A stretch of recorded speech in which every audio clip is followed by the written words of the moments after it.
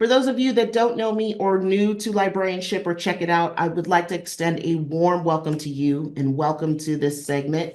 My name is Janeé Jackson-Doering. I'm the Youth Services Consultant with the State Library of Iowa. That is my contact info below. There's my phone number and email. Please feel free to reach out. I love to come visit libraries, and a lot of people that have seen me, they know I like to bring a goodie bag of books for you to keep. So please reach out. I would love to come visit you. Couple things that brought me joy throughout March and this month was seeing everybody for the STEM fairs and the summer reading summits.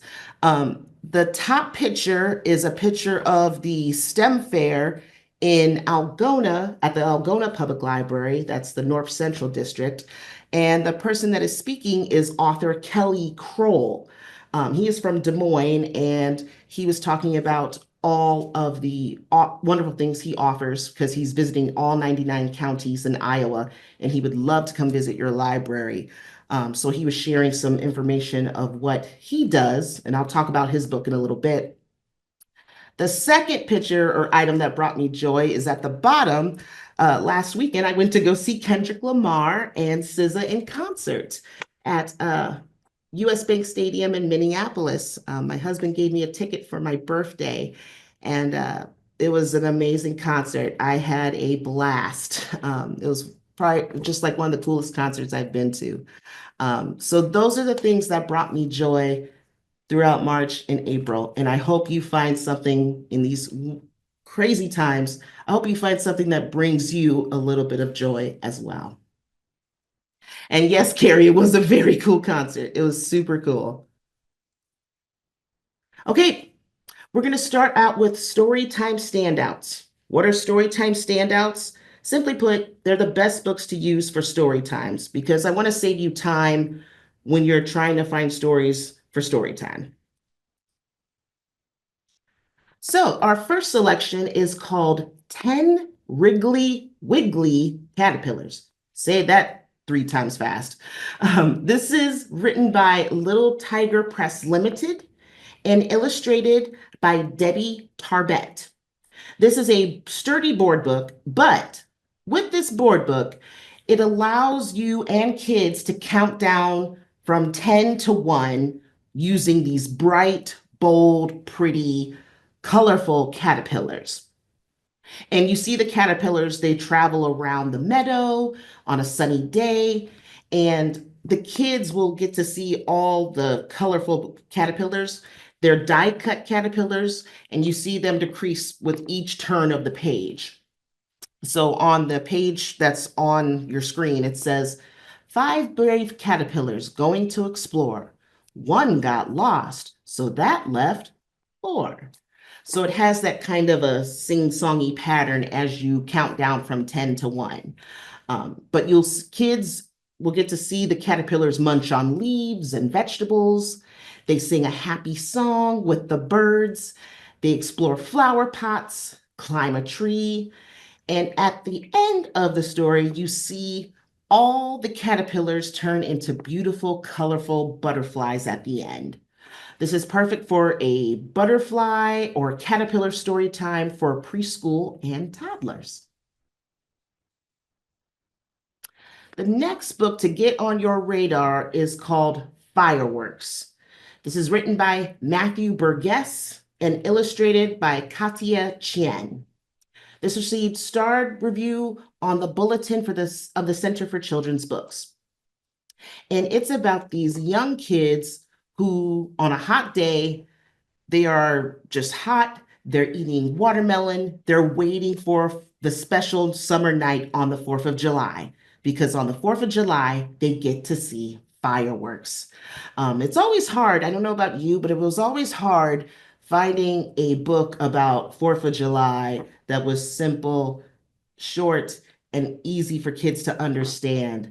But I loved the illustrations in this book, the simple text, the bright, colorful illustrations, especially like this picture in the middle where it says, then one by one, here they come, pop, pop, pop, pop, pop, pop. Great, great use of sound. You could see kids just saying pop, pop, pop, pop, pop, or the kids could clap out, pop, pop, pop, pop, pop. And then the third page, echoing again and again, the fireworks say boom, boom, boom, boom. You can have kids repeat that boom, boom, boom, boom. This is a perfect read aloud for firework enthusiasts. If you're looking for something new for 4th of July, this can fit the bill. And this will be released on May 13th. Okay, we are going to move to early readers, and I only have 2 this month. The first one is called I Want It. This is written and illustrated by Paul Meisel, and this received a starred review in School Library Journal. And it's the classic story played out in homes everywhere, where a boy is content. He's playing with his superheroes, cars, blocks, when he notices that his sister has taken his toy dragon. And of course, the brother wants it back now. So brother and sister are struggling with emotions, and the illustrations are very dramatic, and it turns from possessiveness to frustration to anger. But in the end, the siblings show empathy and compassion so that way the toys can be shared. The sentences are repetitive and it has simple, familiar vocabulary that makes this a great beginning reader for your beginning reader collection, and it offers that repetition. And plus, who can relate? Kids fighting over toys. So give this to your kindergartners who are just starting to read, or for that parent who is trying to show their kids, hey, it's fun to share. Sharing is caring. So grab I Want It. Our next book is called We Dig Fossils. This is written by Alia L. Agostini and illustrated by Joelle Murray. This will be released on May 6th, and it received a starred review in School Library Journal. And this is about cute little Ava. Ava loves rocks. She loves studying them. She loves looking at them. But what she really, really loves to look at are fossils. So Ava and her family go on a mission to dig up some fossils. They dig in their backyard, in the park, and by the creek. But alas, there's still no fossils to be found. But Ava she's not deterred. She's not going to give up. So the family, they head out to the beach for one more fossil hunting adventure. And kids will be able to see whether or not Ava will be able to dig up her very own fossil to keep. Super fun, super engaging. Again, for that emerging reader, grab We Dig Fossils. All right, we are going to move now to our picture books and board books, and there were a ton, so I had to kind of narrow it down. I was excited to see that this is coming out on May 6th. I'm a big fan of Ed Emberley's work. I don't know if you guys know the book Go Away, Big Green Monster. I love reading that book. It's great to teach kids about not being afraid of monsters. I love that book. It's a great book because it gives the kids power to yell, "Go away, big green monster." So there's a new one called Take a Breath, Big Red Monster. This is written and illustrated by Ed Emberley. And this is a companion to the Go Away Big Green Monster book. And it's showing kids how to calm down with some 10 interactive peekaboo pages. So our big green monster is not green. This monster is red, and this monster is angry. So when kids look in the story, the pages reveal the illustrations of the different parts of the cranky creature's face, from 2 mean green eyes to a big, thundery, loud mouth. And of course, he's still upset. He's still upset. So what can we do to make the big red monster not upset? The book encourages kids to help him calm down by taking deep breaths in and out until his yellow and orange firecracker hair disappears. Super cute, super engaging. It's a good book to help kids calm down, giving them those skills those coping skills to help them cope with big feelings and big emotions. So grab, take a breath, Big Red Monster. The next book on my list is Stalactite and Stalagmite. I had to really practice saying that. This is written and illustrated by Drew Beckmeyer. Yes, Jonathan says, oh, I love this one. And I love this book too. This received starred reviews in Book Page, School Library Journal, Kirkus, Publishers Weekly, and it was a March-April 2025 Indie Next Pick for kids. This charming picture book is delightful. It's about a stalactite and a stalagmite. They're two little cave rock formations who witness the entire history of the world, all while you hear the sound drip, drip, drip. Throughout each page, you see the words drip, drip, drip. And these two rock formations are inching closer and closer together. And along their journey, they meet a sloth, and later you see the sloth's bones, an Iphiostega, a bat, a triceratops, the first caveman drawing images on the wall, and a miner who trips over the rock formations. The very end of the book shows the two rocks forming into a column inside the cave. The back of the book features information about the bats, sloth, dinosaurs, trilobites. This was funny and engaging, super cute. What a concept, just about a stalactite and a stalagmite. It's super engaging. So make sure you grab Stalactite and Stalagmite. And I'm just looking at the comments. Yes, Stalactite and Stalagmite is so cute. Kirsten says, we ordered this and got it a few weeks ago. And Laura from Marion says, as a geology major in college, all these rock fossils made me so happy. Or sorry, rock fossil books make me so happy. Our next book on our series is called Fairy Walk. This is written and illustrated by Gaia Cornwall. You might recognize the name Gaia Cornwall because she's the author of Jabari Jumps and Jabari Tries. In this story, 3 kids and their furry dog companion are ready to go on a fairy walk. They hop, they skip into the woods, they splash through the mud behind the house, and they head off into the wild world in search of fairies. Their explorations lead them across a babbling brook and through bushes and meadows of honey snowdrops and bee balms. But they can't find the fairies. They're like, where are the fairies?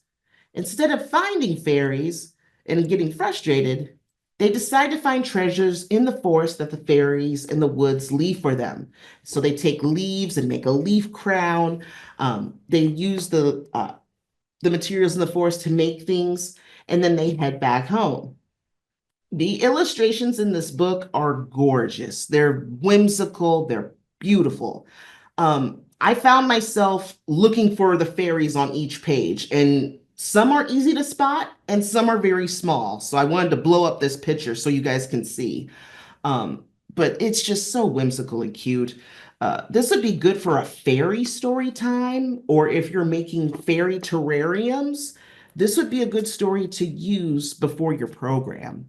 But I can imagine kids just pointing out the fairies for one-on-one sharing with a caregiver. I can see that a lot with this book. So grab Fairy Walk.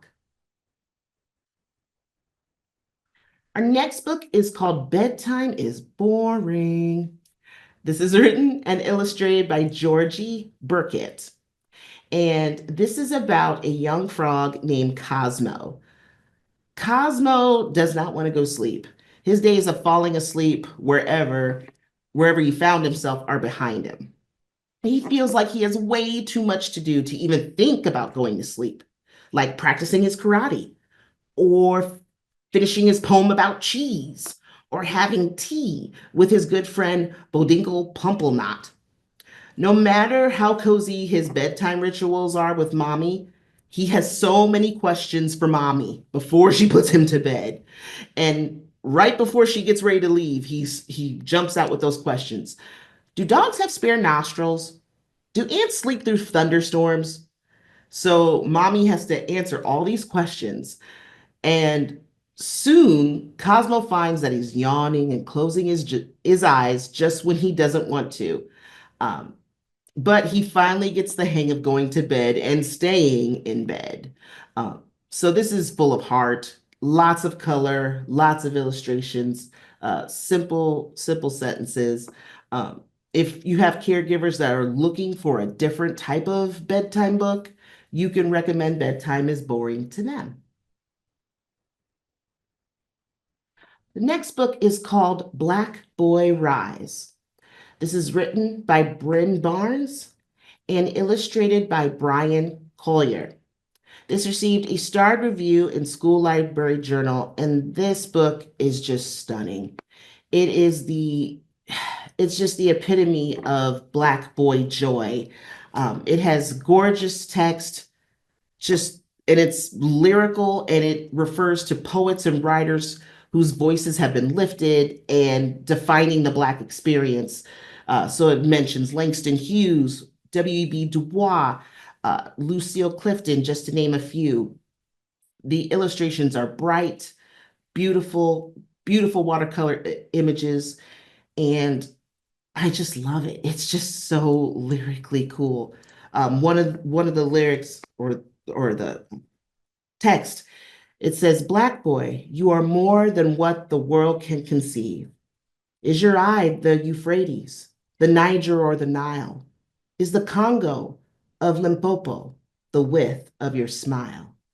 It's just so moving and beautiful. Um, and it just captures the past, the present, and the future, and just I don't know, it just spoke to me. Um, I would pair this book with I Am Every Good Thing by Derek Barnes. That was another great book that celebrates Black boy joy in its glory. So take a peek and grab Black Boy Rise. We're going to move to some board books. So I have a couple board books to recommend.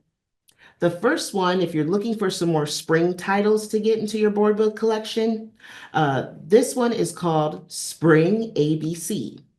This is written and illustrated by Janeé, and this is a brightly pastel colored delight.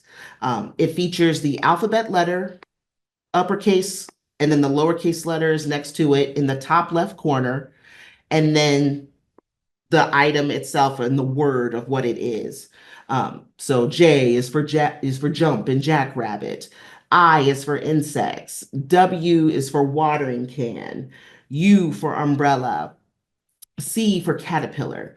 Um, it's a nice, bright, sturdy board book for toddlers, learning their ABCs and things that make the season spring. Very bright, engaging illustrations, perfect for that youngster that are learning their alphabet. The next book that's a board book is called Puddle Song. This is written by Laura Purdy Salas and illustrated by Monique Felix. This received a starred review in School Library Journal. And I thought this was cute because it just focuses on puddles. I mean, we read so many books about rain and rain clouds and thunderstorms, but this shows a group of young children and a dog playing and splashing in the puddles in the water. They play with leaves in the puddles. They see a snail, and they're also blown by the wind because of the rainstorm. But the text is calm and it's just beautiful. The illustrations are beautiful. I liked this illustration of the kids bending down to look at the reflections in the puddle. And it says, "Show you your world in my silver skin, rippling light in the breeze." So this would be cute for a rain story time for your preschool age or for some one-on-one sharing. So definitely grab Puddle Song. Our final board book is Maisie Loves Birds. This is part of the Maisie's Planet series, and this is written and illustrated by Lucy Cousins. In this installment of the Maisie's Planet series, Kids can learn all about birds with Maisie. So when Maisie gets up, she hears birds singing and she goes outside to feed the birds. She fills their bird bath. And later, she installs a birdhouse in her garden as well. She also goes bird watching with her friends at the very end of the story. But interspersed through the book, kids learn what makes a bird a bird. So it has feathers, they show a beak with no teeth, they lay eggs, they have wings. There's also a spread, and I think I showed it on this part here, the types of birds that you see. So there's seabirds, water birds, owls, birds of prey, birds that don't fly, jungle and forest birds. Maisie also shows kids what birds need for food, water, and safety, and what they need to sleep. This is a nice introduction to birds for preschoolers, or if you have a daycare provider that is looking for books about birds, this would be a good one to recommend as well. Okay, we're going to switch gears, and now we're going to move to children and teen nonfiction. Here we go. The first book is called Is It Real? The Loch Ness Monster. This is written by Candace Fleming, and this received starred reviews in Booklist, Shelf Awareness, and Publishers Weekly. I really liked this book because, I mean, what kid isn't curious about the Loch Ness Monster and if it's real? And kids can debate over this curious creature. On the first chapter, the kids that are reading this are invited to become an investigator of the Black Swan Scientific Investigation Team and to learn about the Loch Ness Monster. This book is filled with photos, testimonies from those who claim they saw the creature. And what makes this book really stand out is each part of the book, there are these investigator handbook sections. And they're like small snippets or small guides that talk about where it teaches kids about science, or sorry, excuse me, where it teaches kids about evidence, what is fact, what is proof, what are biases, what is an assumption, how do you spot a red flag. I was really impressed with it. So interspersed with all of these anecdotes and pictures, you have these sections that teach that and teaches kids critical thinking skills. The back of the book includes a bibliography with primary and secondary resources, newspaper, magazine articles, and source notes for further review. And Catherine says, we literally had a patient return this book this morning. She said her son read this so fast and gave her a full report on his thoughts about the Loch Ness Monster. That is brilliant.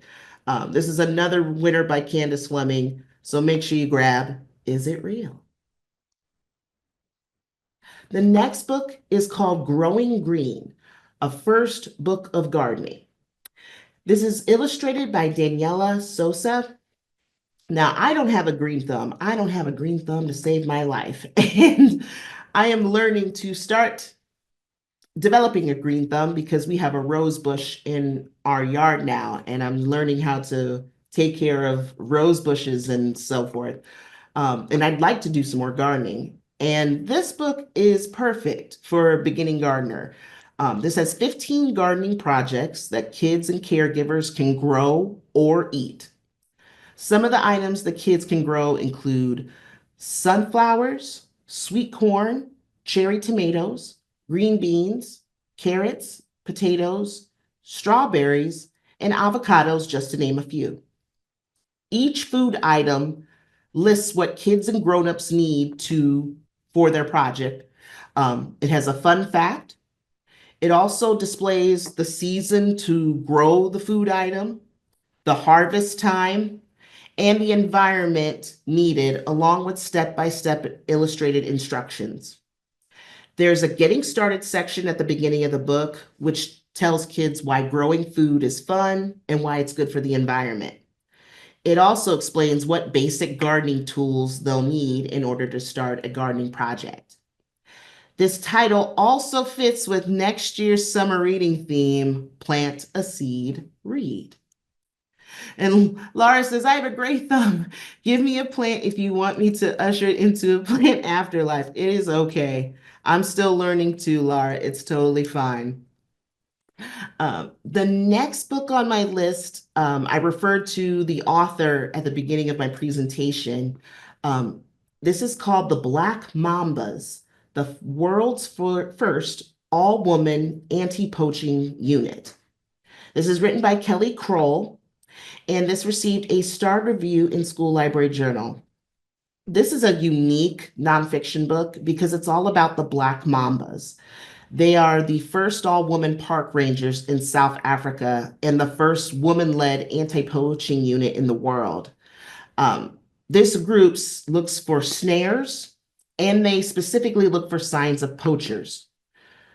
They encounter poachers and they sneak into the reserve at night and they kill animals. And what they do is they sell their body parts or eat them as a means to provide for their family. When the Mambas find captured animals, they rush them to the vet for care before they're being released back into the wild. Uh, Upper elementary readers can see how the sergeants stay in shape, how they spot different animal tracks, and it has a little spot in the book, a sidebar that says, "Can you match this animal with their tracks?" Which is pretty cool. Kids can see how they stop poachers during an ambush and what happens to poachers after they're captured. This book is filled with sidebars of animal facts and quotes from the sergeants themselves. There's a NATO phonetic alphabet in the back of the book where kids can spell out their name, and they have a section for books and website information for further review. And some of you might have met Kelly. Kelly is from Des Moines, the author. Some of you might have met him in Algona when he was there for the STEM fairs. So he spent, I think he said 5 years uh, just working with the Black Mambas, researching, reading, studying about them, and then he spent a lot of time with them in Africa. Um, but yes, he's an author and a photographer. Rachel said, looks like we had him come and present about this book. He is great. He had the kids' attention while he shared stories of his trip and had so many fun activities for the kids to do. That is awesome. Yeah, every time he comes to do a presentation, he can do a read aloud. He has a scavenger hunt that the kids can do inside the library, and then he offers an art activity that ties to the book. If you're interested, I'm going to put his info in the chat. Let me see.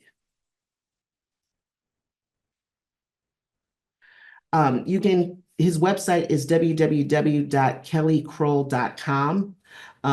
He wants to visit all 99 counties in the state of Iowa to share his books and to do read alouds with libraries. So definitely get a hold of him and definitely grab this book. It is very fascinating. Our next book is, excuse me, If I Could Choose a Best Day, Poems of Possibility. These poems were selected by Irene Latham and Charles Waters and illustrated by Olivia Sua. So in honor of National Poetry Month, I wanted to offer a poetry book as well. This book features 30 short poems and selected by Irene and Charles that focus on possibilities, and they focus on the word if and what that word can hold for a child. All of the poems in the book are positive, and they're meant for kids to use their imagination and believe in possibilities. The poems are categorized into these sections: everyday magic, the power of you, kinfolk, kinfolk and companions, and anything is possible. Some of the poets include Nikki Grimes, Bob Raska, Joseph Bruchac, Janeé Brown Wood, and Anna Gross Nickel Hines, to name a few. The illustrations are warm, bright, colorful, and it offers a mix of paper cutout illustrations. This is a good selection to boost your poetry collection for National Poetry Month. Our final selection for nonfiction is called One Day, a true story of survival in the Holocaust. This is written by Michael Rosen and illustrated by Benjamin Phillips. This received star reviews in School Library Journal and Publishers Weekly. This story is a true story that's based on Michael's family legacy, and he draws on that in the real account of Eugene Handschuh. I'm probably mispronouncing that.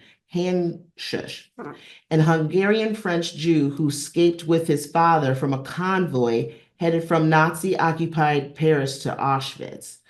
The father and the son are rounded up. They head to a prison camp, and one day they try hard to escape through tunnels, and then they failed.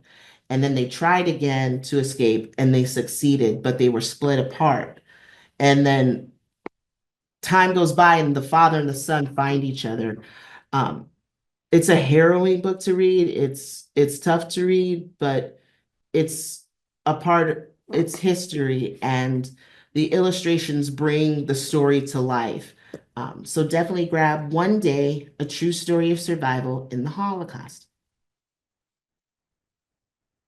Okay, we are going to switch gears, and we're going to have some middle grade fiction. I have one middle grade book in this section, but I have another one in the what I'm reading portion.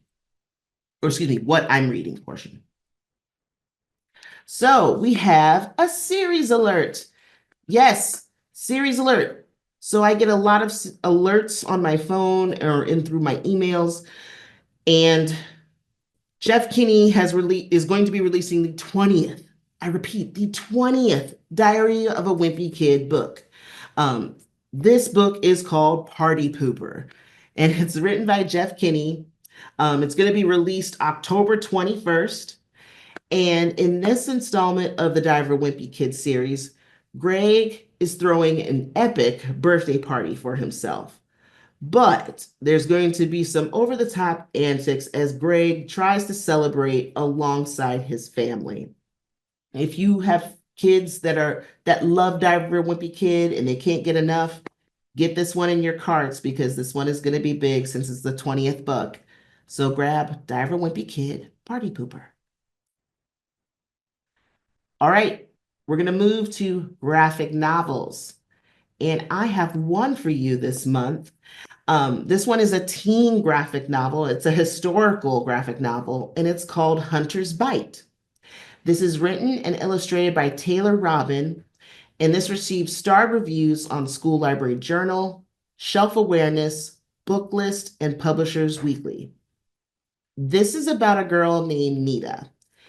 Nita and her best friend Emery, they live together on a boat.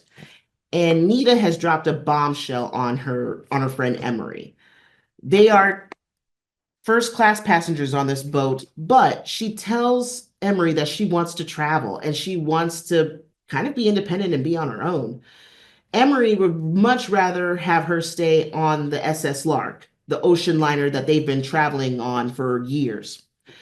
And Emery might just get his wish because there's this sharp-toothed, kind of smooth like a snake man named Mr. Honeycutt who purchases the SS Lark, and he takes over as being the manager of the boat. But not everything is on the up and up with Mr. Honeycutt because Mr. Honeycutt has some evil plans of his own. So this boat has first class, second class, third class passengers. And the third class people are also the workers that are on the boat. So he's taking those third class workers and working them to death, literally, by throwing them in the incinerator of the boat to keep the boat going. And Mr. Honeycutt's influence is spreading throughout the boat. So you have first class people who are just kind of brainwashed by him. So enter Warwick Farley. He's a vampire, secret agent, and a paranormal investigator. He is sent by an international paranormal organization to look into the ocean liner and to look into Mr. Honeycutt. And I'm glad that he did it because Mr. Honeycutt has an evil plot for everyone on board. This was super fun to read. I loved how the main character for Nita, She was very strong. She was determined. She didn't let things get into her way. Even though Emery kind of has a little bit of a crush on her, she's like, I'm not down for that. I just want to be off this boat and live my life. So very strong protagonist. The action scenes are fun. A lot of red illustrations throughout this, but they're funny and engaging. But it's a blend of humor, horror, paranormal. So if you enjoy those things, grab Hunter's Bite. Okay, we are going to move to teen fiction slash what I'm reading. And guess what? We got another series alert. Another series alert. Um, this is just announced. E. Lockhart is coming out with another book in her We Were Liars series. This is called We Fell Apart.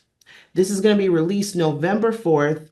And I don't know about you guys, but I loved the We Were Liars series. I loved the first book, We Were Liars, because of that twist ending. If any of you have read it, you know what I'm talking about in the first book, that twist ending. I was like, what? What? I was screaming out loud, what? Um, Family of Liars, I think that came out like 2 years ago. That is like the perfect summer beach read to read about all of these rich people who just have secrets abound. Um, and I can't wait to get my hands on this one. In this third book, it's about Matilda, and Matilda discovers her father. She has never met her father, and his name is Kingsley Cello. Kingsley is a reclusive artist, and when he asks her to spend the summer at his seaside home, which is like hidden beach, Matilda expects to find herself and learn more about her and learn about him.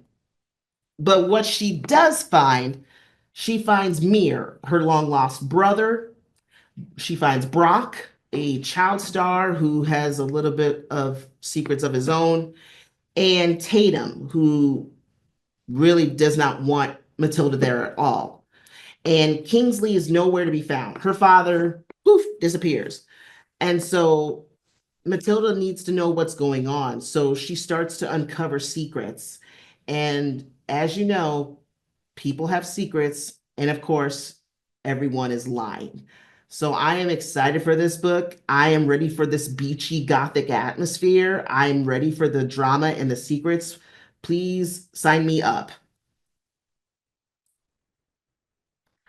The next book is called When We Ride. This is written by Rex Ogle. You might recognize that name. He's the author of Pizza Face, which that's another great book by him. This received a starred review in School Library Journal, and this is a realistic novel in verse. The book starts out with two high school seniors, Diego and his best friend Lawson. These two seniors are being thrown against the wall by a tattooed man, and he has a gun in his hand, and he yells at the two teens, "Where's my money?" Now, at this point, Diego thinks, oh my God, this is the end of my life. Oh my God, oh my God. And to be quite honest, it is. Throughout the course of this book, throughout their senior year, you see Diego and Lawson's life intertwine. Diego holds an after-school job. He's bussing tables. He doesn't like it. He loves to read, and he dreams of going to college. Diego's mother is a recovering alcoholic who wants him to go to college, and she's trying to keep him on the straight and narrow. Meanwhile, Diego's friend Lawson is blonde-haired, blue-eyed, popular guy at school, and he calls Diego his brother, and they feel like brothers because both of their fathers ran out on them. So they have each other's backs. What Diego knows this, but what his friends don't know is that Lawson is a drug dealer and he sells dime bags of weed. And so Diego has a car. Diego loves driving in his car. And Lawson starts to ask Diego, hey, can you give me a ride over here? Can you give me a ride over there? And the reason he needs these rides is to make his deals, his drug deals. The writing is strong. The poems are short, but they're very descriptive. It tackles themes of peer pressure, drug use, family expectations, and testing the bounds of friendships, but it all comes to a devastating end. Um, it's really raw, really realistic for teens, so grab When We Ride.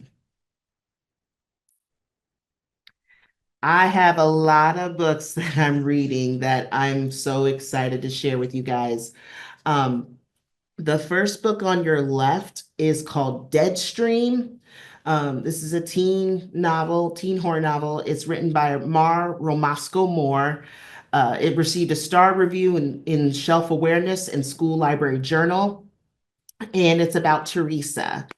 Teresa has survived a car accident, and her best friend died in that car accident.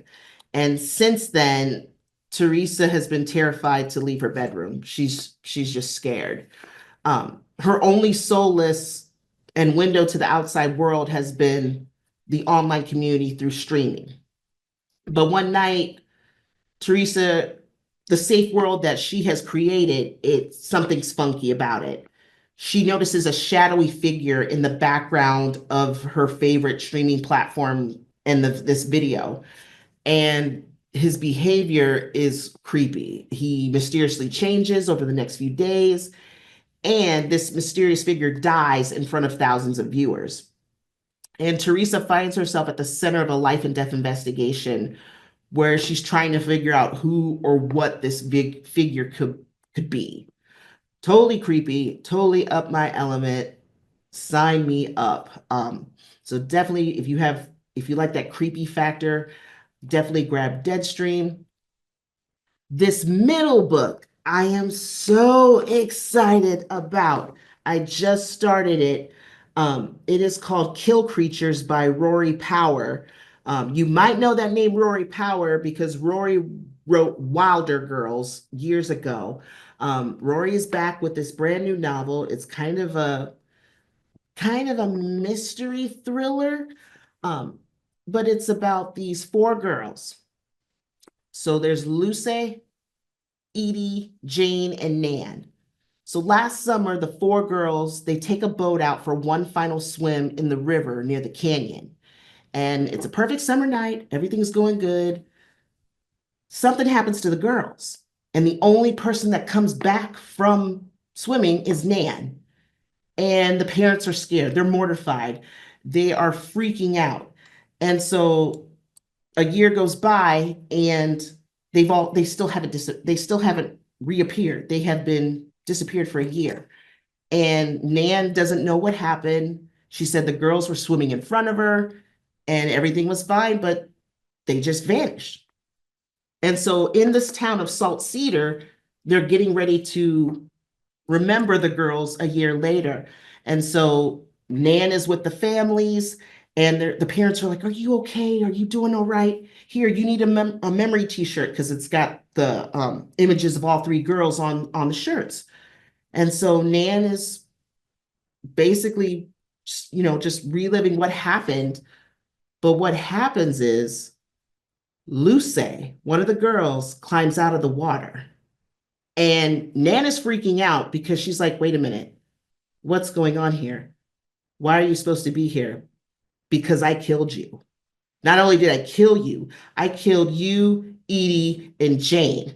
So it is creepy. I am just blown away by this book. This comes out June 3rd, and I got a copy on NetGalley. So if you get a chance, read Kill Creatures. So far, it's on the creep factor, and I'm all for it. The third book is a YA romance. This is called Run Away With Me, and it's written by Brian Selznick. Selznick, also the author of The Invention of Hugo Cabret. This received starred reviews in School Library Journal, Publishers Weekly, Kirkus, and Booklist. Looks like Brian Selznick is moving from children's to the teen aspect, and this is an LGBTQ romance that follows 16-year-old Danny. Danny is an American. He's living in Italy with his mother, who's a librarian, and she just says, "Hey, go explore Rome, go explore." And Danny's like, "Okay." So he meets Angelo, and Angelo is an Italian teen who claims to be 2,738 years old living in Rome, and they're just smitten with each other. And this takes place during the summer of 1986 in Rome. So definitely grab all of these books. This one I just literally got today from NetGalley. I'm excited to start it. You should, I don't know if you know Tiffany D. Jackson. She's the author that's best known for White Smoke, the book Allegedly, and one of my personal favorites, The Weight of Blood. She is moving to middle grade fiction, and this comes out July 1st. This is called Blood in the Water. And this middle grade debut takes place on Martha's Vineyard, and it features Kalani. She is a girl from Brooklyn that's spending time with her family's friends at their house in Martha's Vineyard. She can tell that people are kind of snooty. She feels like she's out of her element. But she loves the ice cream. She loves the beaches. And she notices that this town has a lot of Black history attached to it. But she's meeting a couple of kids that are her age, and she's starting to find her footing until one of the popular teen boys on Martha's Vineyard dies. But people don't know if it's a murder, was it a drowning, or was it a shark attack? So Kaylani sets out to solve this mystery to find out what happened to the teen, but at the same time, she's realizing and learning about some secrets that could change her life. I really love Tiffany D. Jackson's books. I'm excited to read this, and hopefully you get a chance to read this as well. So that was a lot. That was a lot of books. But I have to say, I want to make sure I give away some stuff too. So after this Check It Out, we will be picking 4 winners that will receive a Check It Out book prize pack from me. And all of the prize packs will be sent to you via Iowa Shares. So if you didn't put your first and last name in the chat, please do, because if it says Library 1, I don't know who Library 1 is. So make sure you put your first and last name and what library you're from in the chat.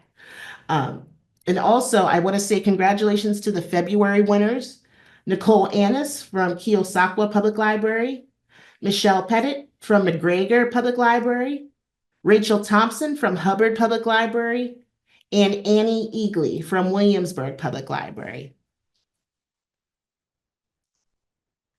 And just some upcoming CE events that you want to have on your radar. All of these events you can register on Workday Learning for. On Thursday, this upcoming Thursday, we will have the Level Up Your Summer Reading Book List for All Ages webinar. That's going to be this Thursday, April 24th from 10 a.m. to 11 a.m. So you'll hear from Sam Bowers, our continuing education consultant, and myself. We'll share some book titles that you can have in order for your library for summer reading for the Level Up at Your Library theme. And we'll also share some book display ideas. May, for Pop YS Live, May will be on a different date.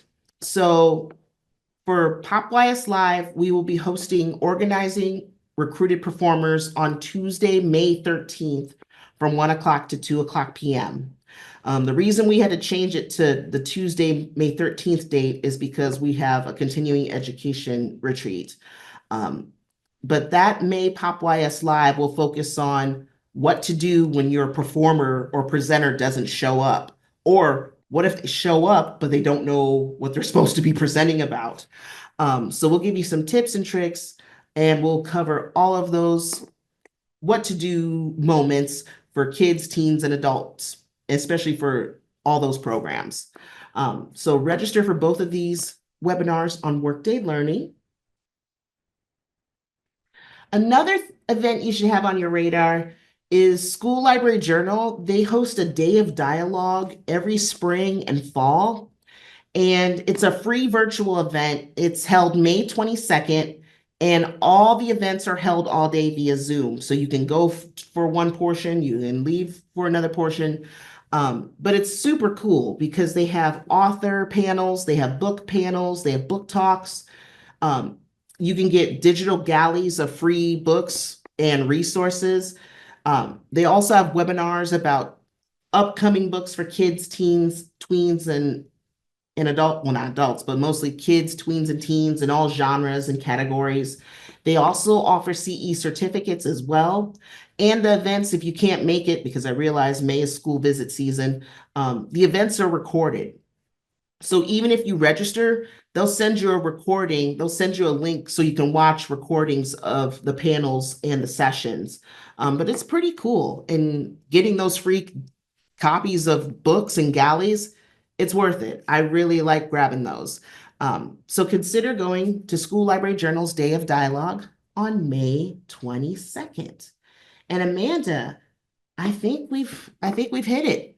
I think we've got it. Our next check it out will be Tuesday, May 27th from 11 a.m. to noon.